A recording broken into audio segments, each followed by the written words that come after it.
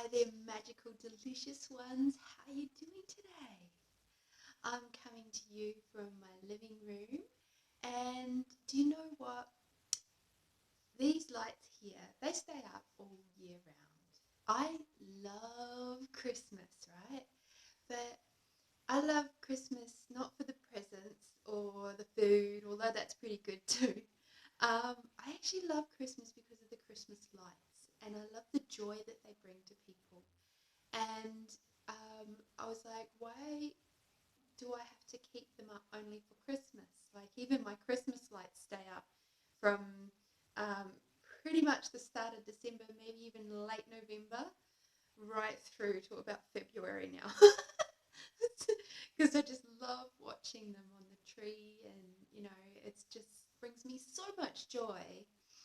And so now I get to have these lights up all the time. They're pretty Christmas lights, but they're just my lights. And every time I have like a bars session or something like that happening here, I put them on. And it's just something really, really pretty. Really pretty. Anyhow, that's just a total diversion from what I was actually wanting to talk to you about today. What I was really wanting to talk to you about was how much I have changed and grown over the last 12 or even more months. Um, Grace Hart and I have, at the end of last month of August 2015, 16, because it's 2016 at this 10 seconds, we celebrated our 1 year anniversary of working together at Choosing Greater. And it's really prompted me to have a bit of a reflective moment on how much I have grown and changed over the last 12 months or so.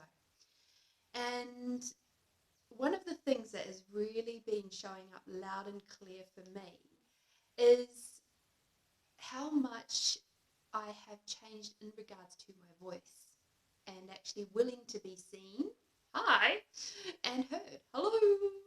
Um, and it's quite funny because before um, working with at Choosing Greater, and even a little bit now, but before that, I retrained as a childcare worker, childcare assistant. Okay, now when you're in front of a group of kids and they want you to tell a story, you have to get over that. Ooh, I don't want to be seen and heard thing, so that you can read them a story and they really enjoy it, or you can sing them a song and have them join in with you. And the funny thing is that I'd never really had too much of a problem doing that. But when it came time to me actually using my voice with other adults, I used to find that really, really tough. And like, I'm not going to go into the trauma and drama of, where I'm pretty sure where it came, like, stemmed from. But all I want to say is, like, I will tell you one little story. When Grace and I first started working together, she was doing these outrageously orgasmic living calls, and they were using instant teleseminar, and I was managing the back end, and which meant that if people put up their little hand to ask a question, it would come up on my screen, and I would have to go, hey Grace, blah blah blah's got a question. And where I was sitting at with my points of view around using my voice at that time, I was petrified.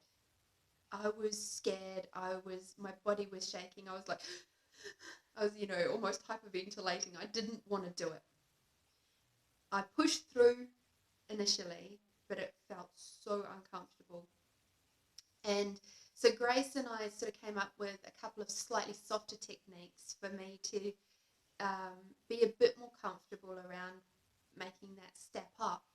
And one of them was to have her Facebook chat open, so I could send her a message saying, hey honey, somebody's got a question, or blah blah blah's got a question. And that worked for a couple of them, and then one day she forgot to have it open, and I just went, oh no, she's not responding. She's not letting me. She hasn't seen that I've sent her this message. Oh shit! Now it's like, I have to look at this. And luckily at that time I had the gift of having her in my world, because it became. I went, okay, everything, all that this is destroy and uncreate it all. And then I ran the clearing statement. And if you want to know what that is, that's at theclearingstatement.com. Okay? So you can go find that out. Anyway, and that sort of took the energy off it a little bit, so that I could actually go, hey Grace, somebody's got a question for you. Because the big thing for me at that time was that I had to interrupt her. And interrupting was considered bad manners when I grew up. But in this case, it was absolutely necessary. So there was a lot of points of view around that floating around for me. So fast forward, I don't know, maybe to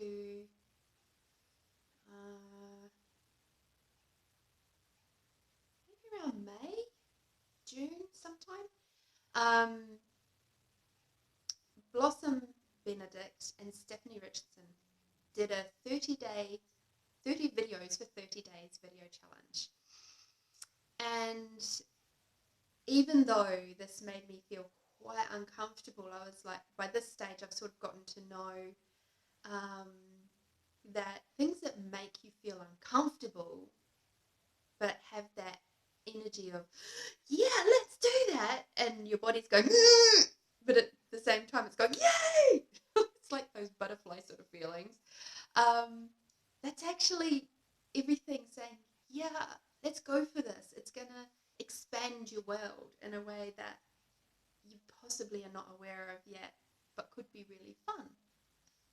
So I pushed through my initial of having A, people see me, B, people hear me, C, have it distributed to hundreds of people at that time, because I think I was still working from the point of view with my Facebook friends that they had to be really limited, and I could only have 80 Facebook friends and stuff like that. Anyway, that's a whole other story. We'll go to that one another day. So for me, putting these videos up was quite a challenge, and initially I tried to share it from my personal page, and of course, because I was so limited and restricted, people couldn't see it. It was kept saying, attachment not available. And I went, okay, what else can I do here? What could make this so much easier? And I got the awareness, pop it up on YouTube, put it in your playlist, make a playlist for this on your channel. And I'm like, okay, let's do this. This feels really uncomfortable, but it's okay. And so I did.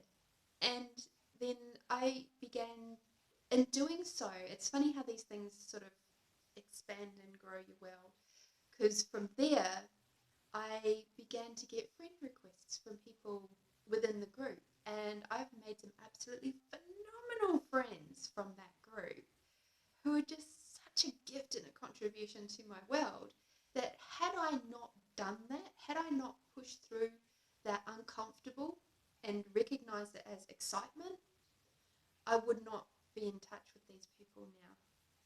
Last count, I was up to around about 360 or 370 friends. That's pretty freaking awesome, right?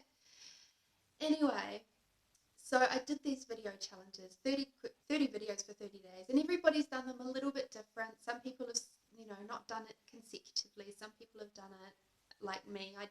I made that commitment to myself, and I did it every single day. Rain, hail, or shine, whether I was in a good space, a bad space, or whatever space it was, I just shared something. And by the end of it, I was like going, oh, what's next? And I was so excited to share some more. So then I started doing a bunch of other challenges, and I turned them into videos as well. And so I did the 10 tips relationship challenge, and then I did, I think it's Alan Jones's 30 questions for 30 days challenge, and I made videos for each of them too. And the fun that I've had in doing this, and the awarenesses that I've had, especially with Alan Jones's 30 questions in 30 days challenge, which again, when you start asking questions, things can crop up and they're a bit uncomfortable, but it's okay. You can do this. You can do this. It's fun. What would it take to embrace and have allowance for the uncomfortable fun that is possible? So I really wish to acknowledge how far I have come in the last 12, 13 months. And I'm really curious to see where this will go to from here. There's a few projects that are brewing at the moment with other phenomenal people in this world that I've connected with through these different channels. And I'm so super excited about it. It's like a little puppy dog going, yay, yay, yay, let's do this. And I probably just went a bit supersonic there, sorry. But that's me. That's where I'm sitting with me in my world right now. I am super excited to be connecting with these beautiful people and creating amazing things in this world. And how did I get so lucky, and how did I get to be just so received? And you know, there are many levels of receiving of me, which is, do you know what, totally fine, because I've now got to a point of allowance with me of going, you know what, if they can't receive all of me, that's okay. Do you know what, that is actually okay. I don't need to dull myself down anymore to make it easier for them, what I perceive as being easier for them. I can still be the absolute joyous, excitable, wonderful person I be without having to turn it down. It doesn't mean I need to express it all the time. I can just be that energy. And that's the beauty of where I'm at the moment. And I'm so excited. And, you know, through all of this, Grace Hart has become not only like a friend who is amazing, because she is, but she's my co-creator. She's my absolutely gorgeous friend. She's got my back in a way that I've never experienced before in my whole entire life. And you know what? She can receive all of me. And I am so grateful for that. And I ask, what would it take for me to have so many more people such as her in my world? And you know what? They're showing up. And I'm so grateful for that too, because I'm open to receiving them now. You don't have to fit my 80-person criteria of Facebook. So, wow. Turns out I had a bit to say about that. How does it get any better than that, I wonder? And you know what? Thank you so much for watching. If you've made it to the end of this, I am so grateful for you being in my world, and for watching my videos, because every time somebody watches it, they add to the energy of it, and I am super grateful for that. What would it take for all of us to really acknowledge the beauty, the gift, the fantastic contribution that we can all be to this world? Thank you so much for watching. Aroha nui whānau, and we'll catch you again another time. There's crafting possibilities.